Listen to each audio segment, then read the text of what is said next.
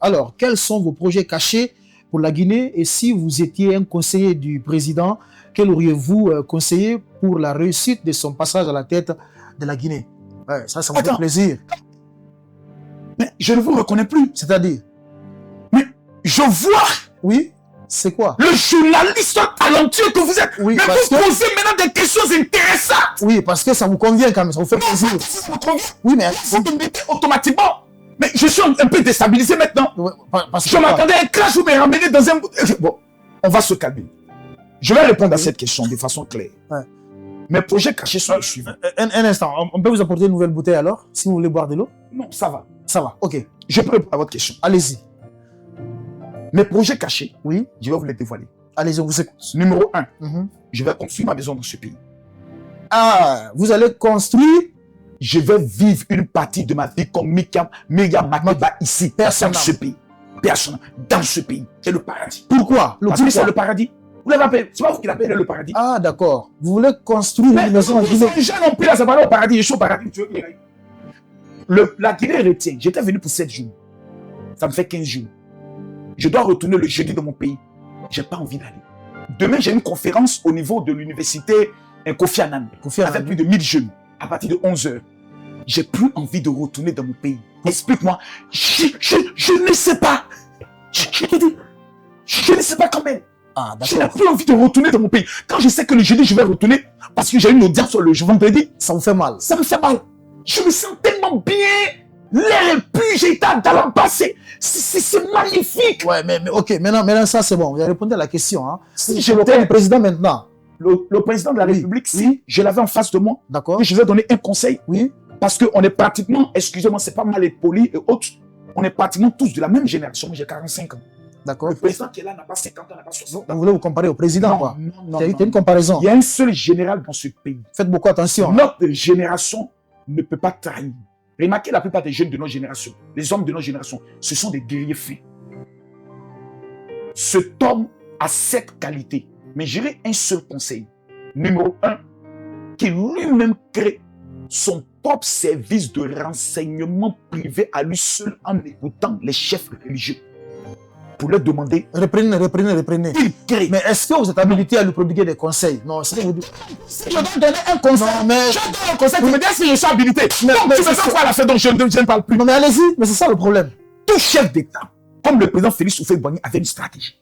Laquelle? C'est-à-dire, il est souvent là et il appelle un vieillard, il va voir un vieux dans un quartier, il dit la vérité ici. Est-ce que tout se passe bien? Et ce sont les vieillards qui sont inconnus, qui donnent les informations. Parce que la plupart des informateurs qui informent les chefs d'État, ce sont les préfets. Or, le préfet ne dira jamais qu'il y a quelque chose qui ne va pas. Il dit tout va bien. Donc, il faut toujours crier parce que je sens, lui, ce contact. Il y a la jeune fille Peul dont on m'a parlé, qui avait eu ses parents, je crois, décédés dans un incendie. Oui, effectivement. Elle est avec l'actuel président. Montez-moi un seul chef d'État en Afrique qui a fait cet acte. Ouais. Un seul, il n'y en a pas. Il n'y en a pas. C'est-à-dire, si l'Afrique perd cet homme, on aura perdu quelque chose de grand. Montrez-moi un seul chef d'État qui a pu regarder les puissances internationales, les puissances plutôt, je peux dire, industrielles, droit dans les yeux, et leur dire, vous allez tout transformer ici dans ce pays. En moins de 48 heures, on te déstabilise, tu tombes. Cet homme a eu ce courage. Je lui dirai, monsieur le président. Voilà. Mais rapidement, allez-y. Vous parlez trop. Identifiez tous les jeunes Guinéens qui ont une idée de projet et commencer à financer directement, grâce aux richesses de ce pays, des projets B2B. Un jeune a un projet, on installe. Un jeune a un projet, on installe. Lorsque les jeunes verront que des financements de projets ont commencé par une stratégie présidentielle, vous allez voir quelque chose se produire dans ce pays. Parce que les jeunes filles guinéennes sont des plus grandes commerçantes au niveau de l'Afrique. Donc il y a du potentiel. Mais pourquoi vous ne prodiguez pas ces conseils au président ivoirien, Adou? Vous m'avez demandé des conseils. Oui. Mais vous entendez parler, c'est comme ça exposé. Mais vous voulez que je donne un conseil au président de la République de mon pays? Oui. Au président Alassane Ouattara? Oui. Est-ce qu'il... Excellence, monsieur le président. Allez-y. J'aimerais, de façon très honnête, que vous fassiez un remaniement gouvernemental. Si. Pourquoi? Et tous les ministres méchants. Comme qui? Qui n'aident pas. S'ils me demandent, citer le nom. Allez, citez le nom. Non. Si on me demande, méchants. Si on me demande, citez leur si on me demande, non, citez le nom. Allez, j'aimerais citer d'abord le nom des ministres bons. Non, alors, non, citez d'abord le nom des ministres méchants. Tu m'aimes pas et tu veux que j'aille en prison. Donc, si vous faites ça en Côte d'Ivoire, vous allez partir en prison. Donc, tu veux pas que je donne des conseils à mon président? Non, mais... Excellence, monsieur le président de la République de Côte d'Ivoire. le seul conseil que j'aimerais vous demander, Monsieur le Président, représentez-vous pour un 4e mandat.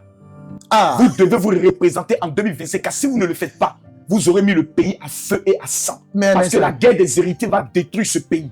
J'ai donné le conseil. mais déjà, l'actuel président de la Côte d'Ivoire a brigué un 3e mandat. Vous trouvez ça normal? Oui. Et vous lui conseillez de se La présenter? Constitution, je lui donne un conseil qui se Non, présente. mais ça, c'est pas normal. Quoi n'est pas normal? Il doit aussi briguer un 4e mandat? Oui. Vous trouvez ça normal? Oui, oui, oui. Non, non, je suis désolé quand même. Hein. Depuis qu'on change une équipe qui gagne, Faites beaucoup attention. Hein. Monsieur Alassane Faites Ouattara beaucoup arrive au attention pouvoir, à il ce nous que donne vous 2 dites. Coupes d'Afrique. On appelle ça le dompteur. Il n'y a pas de président qui a donc Alassane Ouattara. Il va quitter un monde, il va venir s'installer, nous mettre dans des problèmes de guerre. On veut la stabilité. Si vous voulez faire des changements pour avoir des problèmes, changez. Nous, on veut la stabilité. Un président qu'on voit les œuvres, on voit le travail, on le garde, on le conserve.